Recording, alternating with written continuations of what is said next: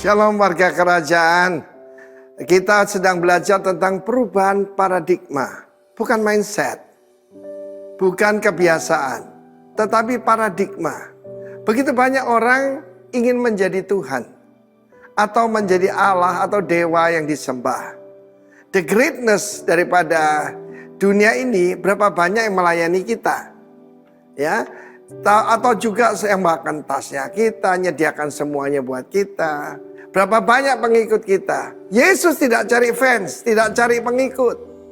Dan Matius pasal yang ke-20, dia mengajarkan perbedaan antara pemerintahan dalam kerajaan dengan dunia. Siapa yang mau jadi hebat, mau jadi besar, jadilah pelayan, diakoneo, diakonos. Bahkan yang paling hebat menjadi hamba dari semuanya. Dan ayat yang sangat kontroversi bagi orang dunia ini, even the Son of Man. Nanti Natal kita temanya Son of Man. Bukan anak manusia, Bani Adam, tetapi Bar-Enas. Yaitu Tuhan yang menjelma jadi manusia. Saudara yang kasih Tuhan, pengikut Kristus itu disebut yang menjungkir balikkan dunia. Turn the world upside down. Soal pola pikirnya beda. Dan sangat luar biasa. Cuma satu, Allah mau jadi manusia. Jutaan orang ingin jadi raja, ingin jadi Tuhan, ingin jadi dewa.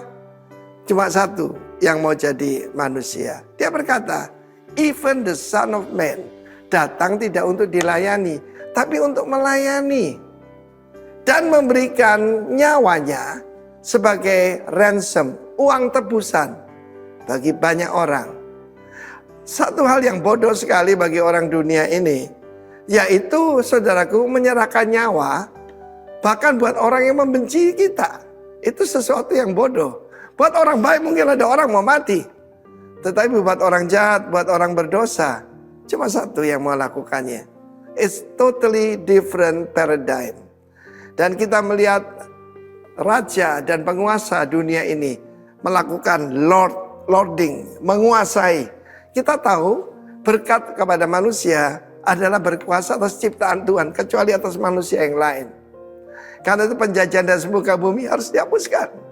Dan kita lihat Yesus berkata, even the Son of Man tidak datang untuk dilayani, tapi untuk melayani dan memberikan nyawanya sebagai tebusan banyak orang. Mau berbahagia. Yesus disebut Allah yang maha bahagia. The most blessed God. Ini kuncinya. Yaitu to serve and to give. Kalau tidak percaya, silakan dicoba. Saya melayani dalam hidup saya. Saya usia saat ini hampir 30 tahun hanya untuk diri sendiri. Dan yang saya dapatkan misery, penderitaan, kesedihan, kekosongan. Tetapi sejak saya mengikut Yesus, to serve and to give, saya mengalami barang siapa murah hati akan dapat kemurahan. Kiranya apa yang saya sampaikan ini merubah pola pikir kita, merubah paradigma kita. Sebab kalau kita tidak mengikuti Sang Raja, kita tidak akan mengalami semua janji Tuhan. Kiranya Tuhan memberkati kita semua. To serve and to give. A new paradigm. Itulah saudaraku nilai dari kerajaan Allah. God bless you all warga kerajaan. Buktikan kita berbeda. Bahwa kita datang untuk melayani seperti Raja kita. Karena saudaraku raja untuk turun gampang. Tapi budak untuk naik harus injak-injak yang lain. Tuhan memberkati kita semua. Haleluya. Amin.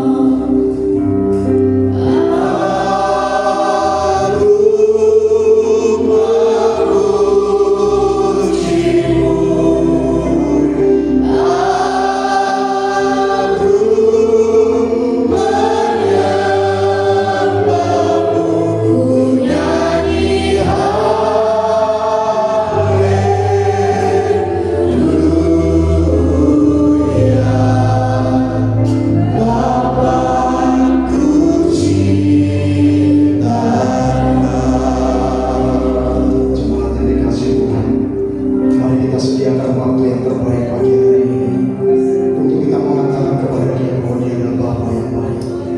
Mungkin sepanjang hari-hari hidup kita tidak memiliki cukup waktu untuk kita mengatakan Tuhan baik. Mungkin dalam hari-hari kita tidak pernah punya keintiman secara khusus mengatakan bahwa Tuhan Engkau baik dalam hidup. Karena mungkin terlalu kita letih, mungkin karena terlalu kita sibuk, mungkin karena kita terlalu tertatih-tatih dalam hidup, sehingga seringkali kita lupa mengatakan bahwa Dia adalah Bapa yang baik. Terlepas apapun yang sedang kita hadapi hari ini, maukah saudara yang saya bersama-sama mengatakan bahwa Bapa itu baik? Amin. Mari bersama-sama nyanyikan pujian ini dengan hati yang sungguh-sungguh.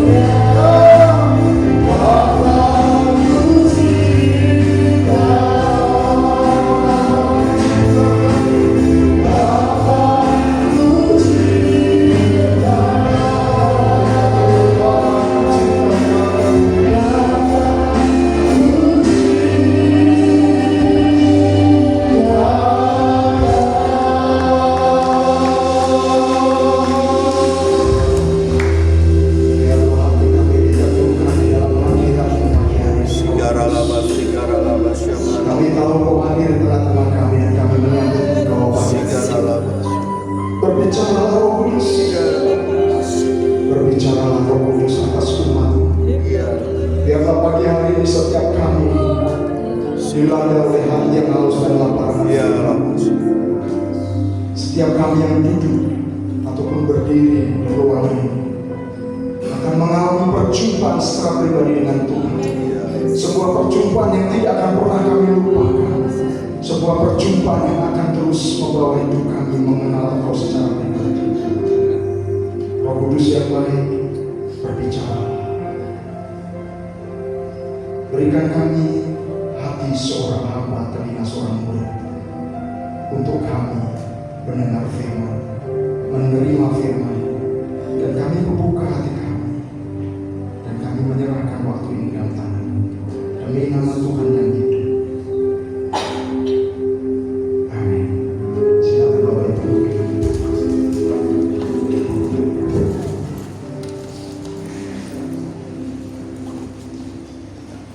Bapak yang dikasihi Tuhan, Bapak Ibu yang dikasihi Tuhan, mari kita buka Alkitab kita.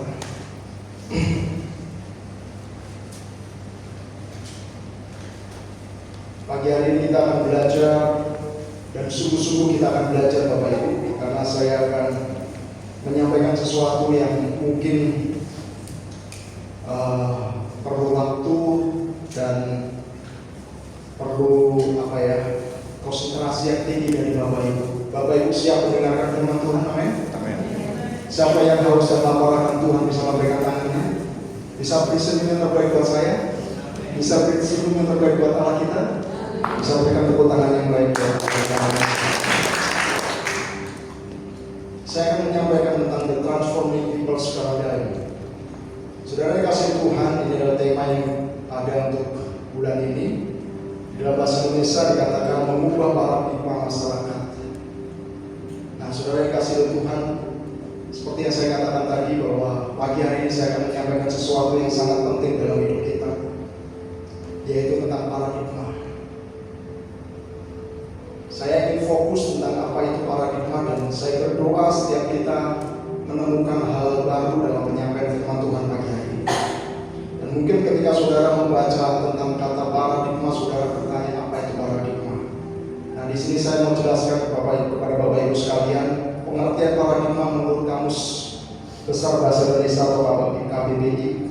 Dikatakan seperti ini: kerangka berpikir, cara pandang, contoh atau model yang dijadikan acuan atau standar dalam memahami sesuatu. Kerangka berpikir dan cara pandang. Secara simpel kita akan mengatakan bahwa paradigma itu seperti frame, seperti pola pikir kita. Nah, paradigma ini sungguh sangat penting bagi kita orang-orang benar. Dan saya percaya ministry kita mengangkat tema ini karena merindukan jemaat Tuhan untuk memahami, mengerti tentang apa itu paradigma, dan tentu memiliki paradigma yang benar seperti yang Kristus mau. Nah, Bapak Ibu yang dikasihi Tuhan, paradigma ini akan menentukan bagaimana seseorang melihat, memahami, dan menjalani kehidupan orang beriman. Sekali lagi saya mengatakan, paradigma itu akan menentukan bagaimana seseorang itu melihat, memahami, dan menjalani kehidupan beriman bagi orang-orang yang percaya. Dalam kehidupan sehari-hari, paradigma seseorang sangat berperan di dalam pengambilan keputusan, sikap, dan tindakan mereka. Nah, Bapak Ibu perhatikan statement-statement ini. Saya ulangi dari awal. Paradigma menentukan bagaimana seseorang melihat, memahami, dan menjalani kehidupan beriman. Paradigma seseorang sangat berperan dalam mempengaruhi keputusan, sikap, dan tindakan orang-orang beriman. Nah, paradigma ini adalah semacam kacamata yang kita pakai untuk memahami Tuhan, memahami diri kita sendiri, memahami orang lain, bahkan memahami lingkungan sekitar kita. Paradigma saya katakan tadi seperti frame. Lebih gampang lagi dikatakan bahwa paradigma itu seperti kacamata. Bagaimana kita memahami tentang sesuatu, tentu itu akan mempengaruhi pola pikir kita dan bagaimana kita bersikap terhadap sesuatu itu. Karena itu paradigma sangat penting bagi orang-orang percaya. Tuhan sangat menginginkan setiap umatnya memiliki paradigma yang benar, paradigma yang sesuai dengan firman Kristus, yang membawa pengenalan yang lebih kuat lagi di dalam pengiringan umat Tuhan kepada Tuhan. Nah, saudara dikasihi Tuhan, saya akan memberikan satu ilustrasi. Saya lupa loh. Di sini ada kacamata, saudara. Nah, saya minta siapa? Yerem aja deh. Yerem, kita tolong masuk ke depan. Yerem, kamu pakai kacamata enggak kan? Nah, saudara dikasihi Tuhan, paradigma adalah seperti kacamata. Nah, saudara bisa perhatikan ketika Yerem memakai kacamata ini, dipakai ya. Ya, ambil aja. Ini kacamata bisa aja kan yang di masuk. Ya. Ketika Yerem menggunakan kacamata ini, apa yang kamu lihat? Warna apa kira-kira yang kamu lihat? Sama ya? Apa? Ya nyata ya, seperti tidak berkacamata. Betul? Nah, sekarang ketika kamu menggunakan kacamata yang satu ini, coba dilepas. Hati-hati sudah mahal nih, boleh pinjam tadi sudah.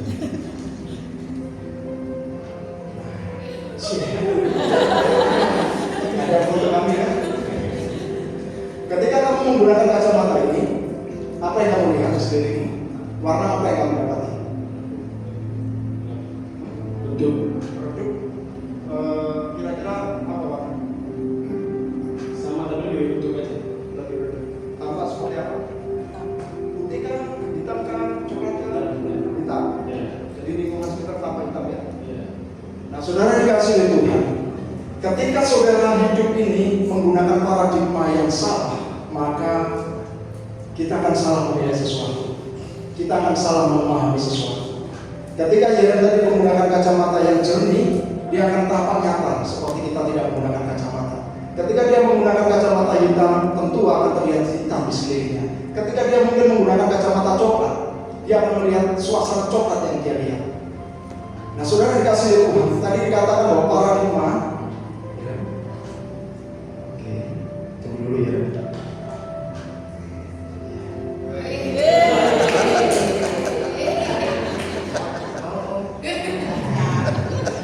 Jadi paradigma adalah semacam kacamata yang kita pakai untuk memahami Tuhan, memahami diri kita sendiri, memahami orang lain, dan memahami lingkungan sekitar kita. Bagaimana kita memahami itu tergantung kacamata apa yang kita pakai. Kalau kita menggunakan paradigma yang seperti firman Tuhan katakan, maka kita akan memahami segala sesuatu berdasarkan firman Tuhan.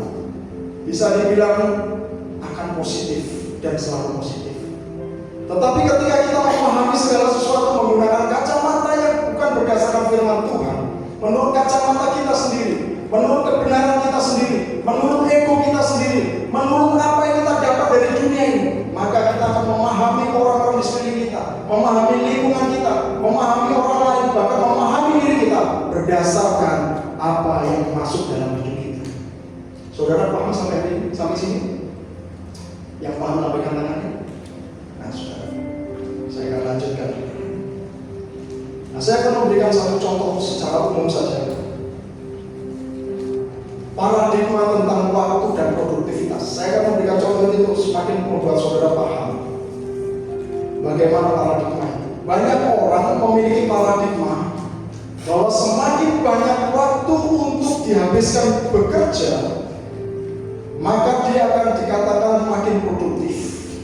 Makin banyak waktu yang digunakan untuk bekerja, orang kebanyakan akan menganggap bahwa dia akan semakin produktif, bahwa dia orang yang produktif. Itu pandangan atau paradigma umumnya. Tetapi tahukah saudara, belakangan ini paradigma itu bergeser. Sekarang orang punya prinsip work smarter, not harder.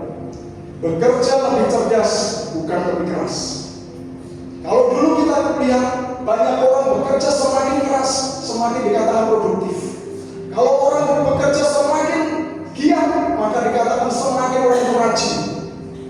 Hari-hari ini kita bisa ketahui orang bekerja budayanya sudah berbeda. generasi milenial khususnya, dan Gen Z, mereka lebih suka bekerja dengan santai di depan laptop atau tablet, duduk di kafe, dan dia bekerja. Nah, kebanyakan orang hari-hari ini seperti itu. Kalau saudara dapati di kota-kota besar semacam Surabaya, Jakarta, saya lihat juga sebagian banyak di Banyuwangi mulai seperti itu. Gampangannya saudara perhatikan, di kafe-kafe, di coffee shop, di kafe-kafe atau di restoran, saudara perhatikan yang tempatnya nyaman, ya. Saudara akan melihat pemandangan ada orang duduk sambil buka laptop atau tablet atau bahkan HP, dan mereka bukan sekedar melakukan iseng, tapi mereka bekerja.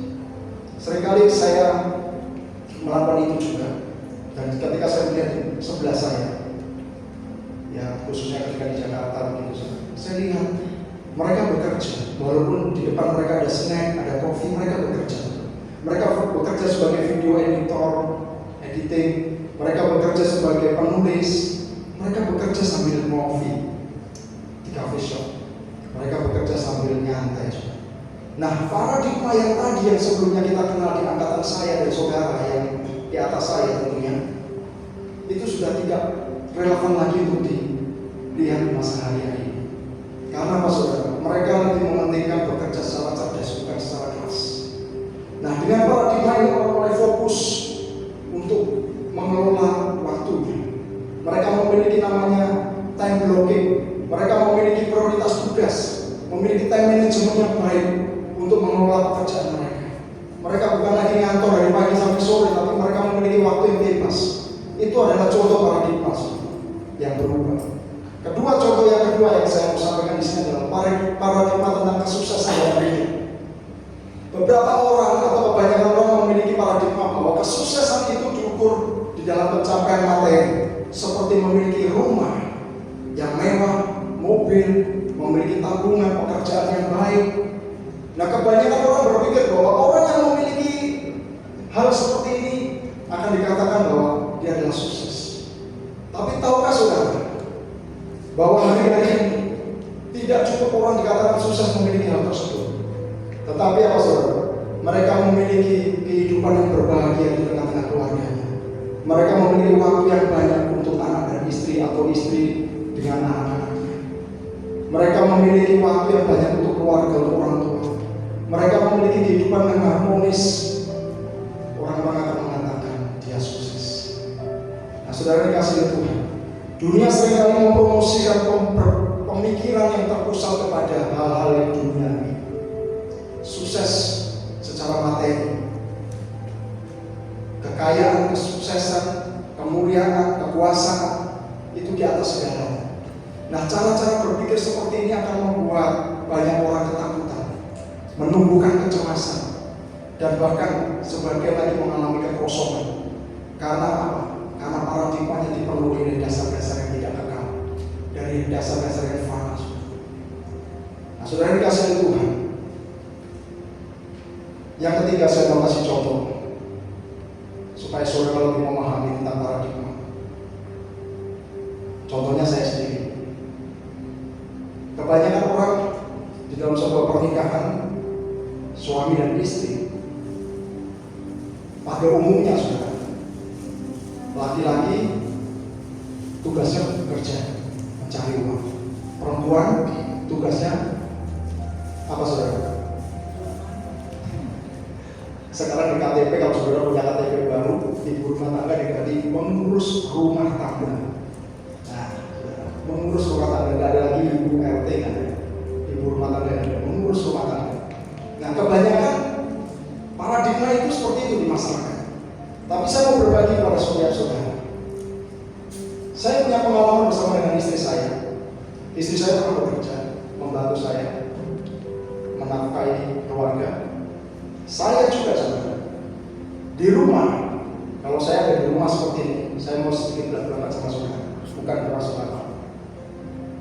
Kerjaan saya di rumah saudara. Yang pertama, cuci baju.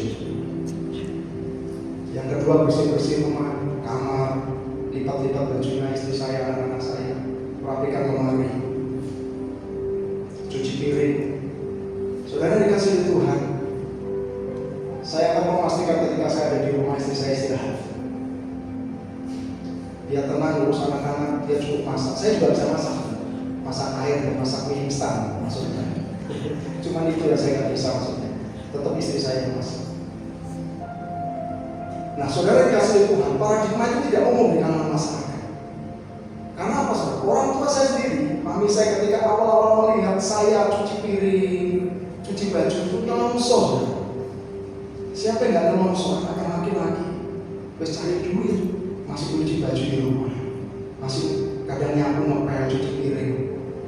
Saking nelongsonya sampai pernah saya dipeluk.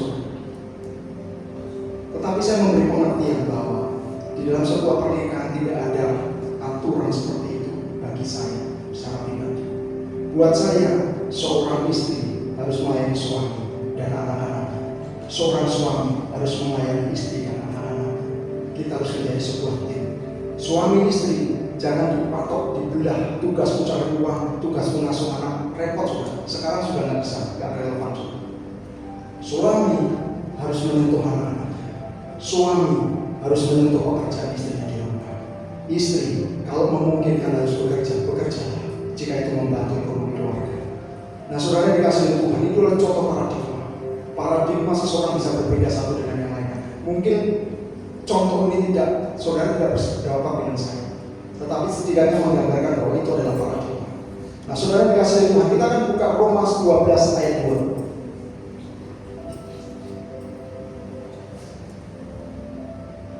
Saudara bisa buka Roma 12 ayat 2.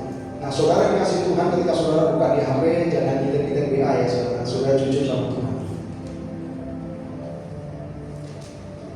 Buka aja kitabnya, kalau ada notif WA masuk, APK langsung di skip. Kadang tergoda kan, notif masuk gitu. Nah, saudara dikasih Tuhan, Roma 12 ayat 2 mengatakan seperti ini. Janganlah kamu menjadi serupa dengan dunia ini, tetapi berubahlah oleh pembaruan budimu, sehingga kamu dapat membedakan manakah kehendak Allah, apa yang baik, yang berkenan kepada Allah dan yang sempurna. Kita bisa baca ayat ini bersama-sama saudara. Saudara menyimak semuanya? Ada di layar juga. 2, 3. Janganlah kamu menjadi serupa dengan dunia ini, tetapi berubahlah oleh pembaruan budimu, sehingga kamu dapat membedakan manakah kehendak Allah, apa yang baik, yang berkenan kepada Allah dan yang sempurna. Nah, saudara kasih Tuhan, kata berubah di sana dalam King James Version menggunakan kata transform atau berubah dalam bahasa Indonesia-nya. Di dalam bahasa Yunani kata ini diterjemahkan sebagai metamorphose atau bertransformasi. Bisa di next. Ubah dirimu, karena ini adalah kata kerja, kata perintah.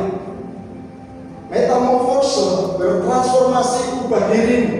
Nah, kenapa saya perlu sampaikan bahasa asli ini supaya kita memahami bahwa pembaruan pikiran itu sangat berkaitan dengan makna metanoia. Dalam Alkitab Perjanjian Baru, kata metanoia sering digunakan beberapa kali.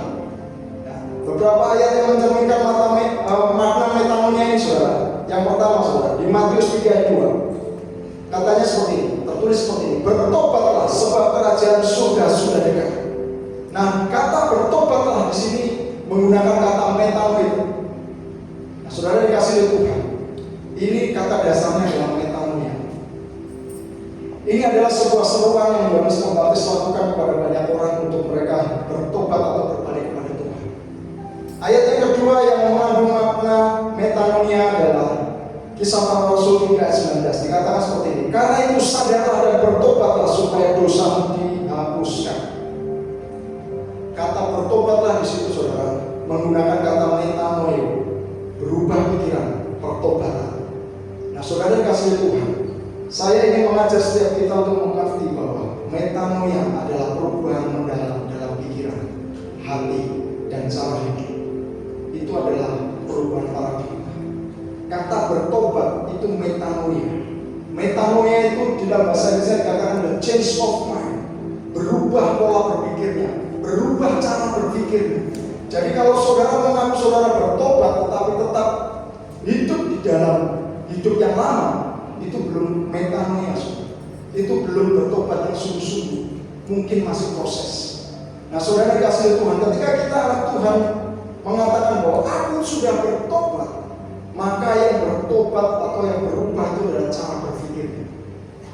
Ketika seseorang terbiasa dengan rokok dan minuman keras, ketika dia menyadari bahwa itu bisa merusak tubuhnya, kemudian didorong oleh Roh Kudus, penginsapan Roh Kudus, maka dia mengatakan, aku udah gak bisa merokok lagi, aku gak bisa minum minuman keras lagi, itu akan merusak tubuh.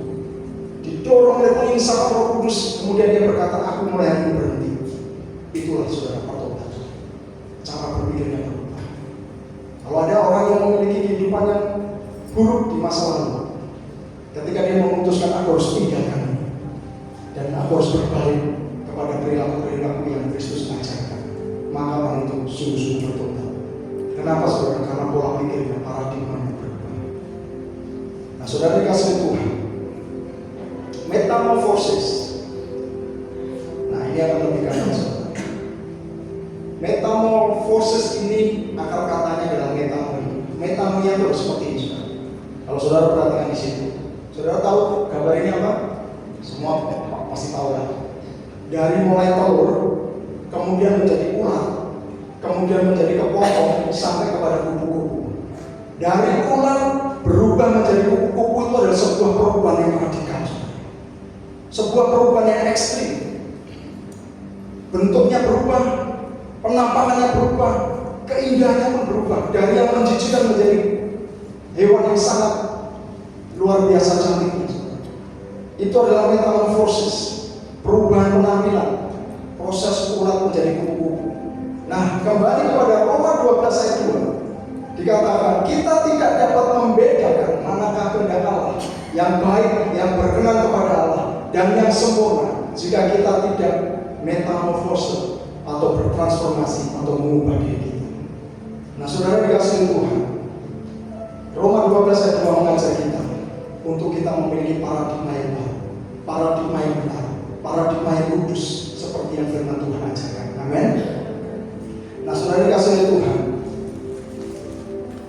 menghadapi realita kehidupan dengan paradigma yang benar. Next. Saudara dikasih Tuhan, saya akan memberikan contoh di dalam Alkitab yang akan membuktikan kepada kita bagaimana, atau mencontohkan kepada kita bagaimana kita harus bersikap terhadap hidup ini. Di dalam hidup ini tentu setiap kita pasti menghadapi problema yang kita nggak bisa luput, yang namanya kesulitan atau masalah dalam hidup ini. Setiap orang pasti mengalami badai di dalam hidup. Setiap orang pasti mengalami persoalan, baik itu persoalan keluarga, finansial, hubungan, pekerjaan, ataupun kesehatan. Setiap orang pasti punya. Nah, seringkali kita bertanya, di dalam pergumulan kita menghadapi masalah-masalah tersebut, seringkali kita bergumam atau berpikir, jika Tuhan itu baik, mengapa ada penderitaan dan masalah dalam hidup kita? Kalau Tuhan itu baik, kenapa ada masalah dalam hidup? Kenapa persoalan itu tidak pernah selesai? Kenapa persoalan itu tidak pernah reda? Ada masalah satu ditambah masalah lain. Belum yang selesai ini ditambahkan yang lain lagi. Gak kuat. Sebagian menjadi hipertensi, sebagian menjadi sakit karena persoalan yang terlalu dipikirkan. Dan seringkali secara manusia, saudara dan saya pasti pernah berpikir atau bergumam, Tuhan, benarkah Engkau Tuhan yang baik? Benarkah Tuhan Engkau nyata? Benarkah Tuhan Engkau hadir? Kalau Engkau nyata, kalau Engkau baik, kenapa aku mengalami hidup seperti ini? Nah, saudara dikasih Tuhan, disinilah paradigma Kristen berperan penting. Next. Sikap hati kita dan cara pandang kita terhadap kesulitan ini yang akan menentukan bagaimana kita melewati masa-masa sulit tersebut. Nah, saudara perhatikan ini. Saudara perhatikan ini. Sikap hati kita dan cara pandang kita terhadap kesulitan yang kita hadapi akan menentukan bagaimana kita melewati masa-masa sulit tersebut. Kita dipanggil untuk percaya bahwa Tuhan tetap baik, bahkan di tengah-tengah situasi yang tidak baik dalam hidup kita. Amin, saudara. Saudara dikasihi Tuhan, kita akan belajar dari beberapa tokoh di Alkitab. Kita akan buka Ayub pasal yang pertama, ayat yang ke-21.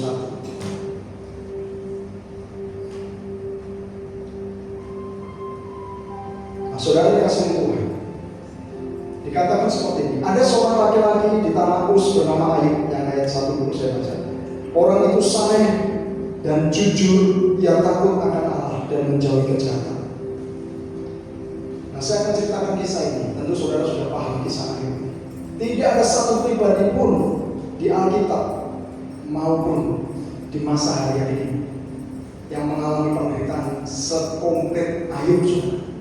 Kalau kita ibaratnya beli nasi goreng, ada nasi goreng biasa, ada nasi goreng spesial, ada nasi goreng istimewa, seperti itu saudara. Kalau biasa paling potongan ayam kecil-kecil, kalau spesial ditambah telur mata sapi, kalau istimewa mungkin ditambah seafood.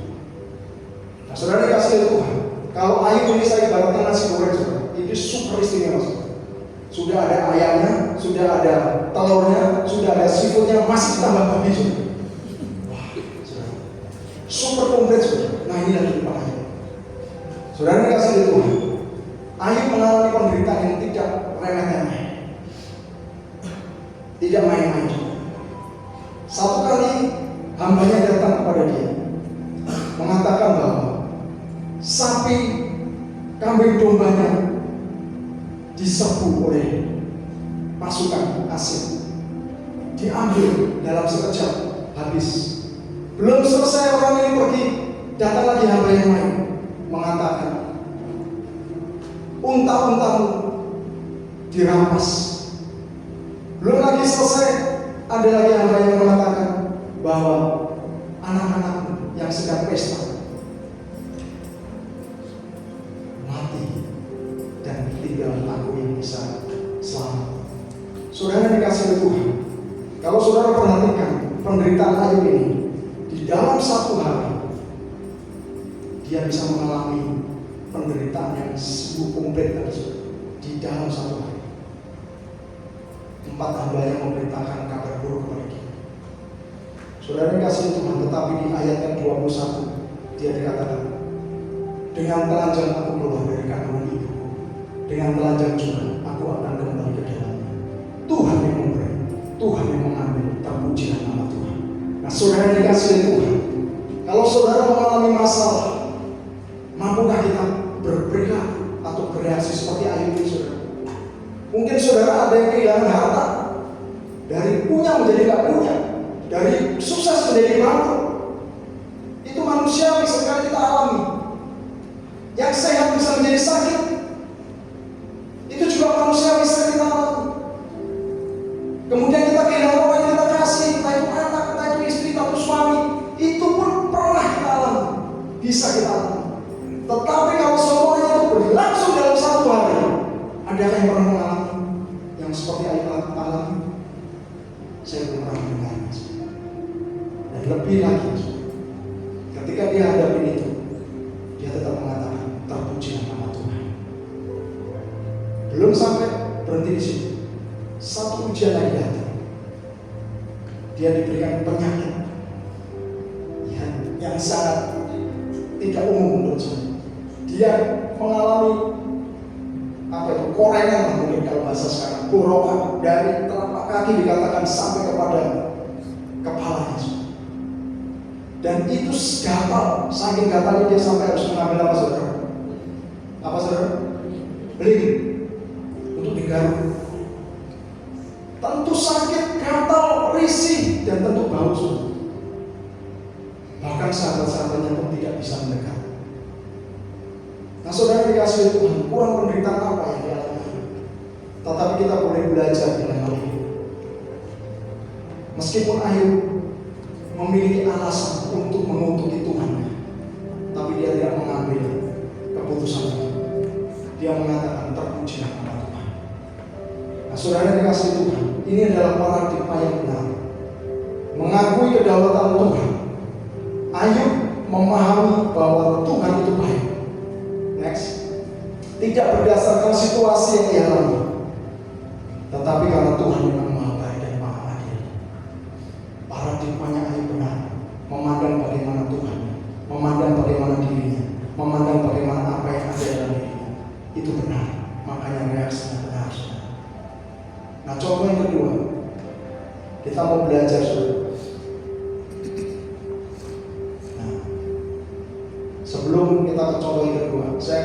satu ilustrasi lagi, saudara. Saudara dikasih oleh Tuhan, di tangan saya ini ada lum, saudara. Saya minta tolong sama. Ayo, sini. Nah, ini lum, coba kamu. Ya, baca jangan buat berkaca ya. Nah, lihat ini. Kamu fokuskan di sini. Lebih kecil atau lebih besar? Yang mana yang besar? Ini ya, besar. Lebih besar dari Pak Iwan. Jangan digeser, jangan digeser. Lebih besar? Ya, karena ini kamu fokus di sini kan. Sekarang geser perutnya ke Pak Iwan. Mana lebih besar? Pak Iwan dibandingkan dengan kecil. Nah, saudara dikasih Tuhan seperti itu. Ketika kita memandang sebuah persoalan fokus kepada masalah, maka masalah itu akan tambah besar. Tapi ketika saudara fokus kepada Allah yang memiliki kepada yang akan tambah adalah Allah yang besar. Masalah yang kecil. Amin. Nah, saudara dikasih Tuhan, itulah fungsinya begini. Ketika saudara menghadapi persoalan, jangan pandang masalah saudara. Jangan fokus di masalah saudara, karena masalah saudara akan lebih besar daripada Tuhan. Seakan-akan seperti itu. Tetapi ketika saudara geser, saudara melihat Tuhan, masalah saudara akan terlihat kecil. Tuhan yang besar. Amin. Berikan tepuk tangan yang mulia buat Tuhan. Nah, saudara dikasih Tuhan. Yang kedua yang kita mau belajar dari kisah Paulus dan Silas. Paulus dan Silas adalah dua rasul yang ditangkap oleh para pemuka agama, oleh pemerintah setempat. Dipenjarakan. Sebelum dipenjarakan, dia didera, disiksa, dipukul, ditindas, dianiaya. Setelah dipuas seperti itu, kemudian dia dimasukkan ke penjara. Tetapi yang terjadi di Kisah Para Rasul 16 ayat 25 dikatakan seperti ini. Tetapi kira-kira tengah malam Paulus dan Silas berdoa dan menyanyikan puji-pujian kepada Allah, dan orang-orang hukuman lain mendengarkan mereka. Saudara dikasih oleh Tuhan, bagaimana mungkin seseorang yang mengalami aniaya seperti ini, dibelenggu, dipasuk, dipukul, ditindas, didera dengan tidak manusiawi, kemudian di dalam penderitaannya dia tetap memuji menyembah Tuhan. Saudara dikasih oleh Tuhan, karena itu bisa terjadi karena Paulus dan Silas memiliki paradigma yang benar tentang Tuhannya, tentang dirinya, dan tentang keadaan yang dia hadapi. Ketika dia memiliki paradigma yang benar tentang Tuhannya, tentang dirinya, dan tentang situasi yang ada di dalam kehidupannya, maka reaksi yang keluar adalah reaksi yang berkenan kepada Tuhan, dan itu adalah reaksi yang positif. Amin. Paulus dan Silas di penjara bukan karena mereka melakukan kriminalitas, bukan karena dia melakukan pencurian, perampokan, atau korupsi, atau bahkan terlibat dalam judul, tidak, saudara. Tapi mereka dipenjara karena mereka mengabarkan Injil dan mereka membayar dosa luar biasa. Paradigma yang benar dari situasi ini, memuji Tuhan membawa kuasa pembebasan. Next, Paulus dan Silas memahami bahwa pujian kepada Tuhan tidak harus menunggu situasi yang nyaman. Mereka tahu bahwa memuji Tuhan dalam kesulitan justru dapat membuka jalan bagi mujizat dan pembebasan. Katakan saudara. Mereka percaya bahwa Tuhan tetap baik bahkan di penjara yang gelap sekalipun. Saudara dikasih Tuhan.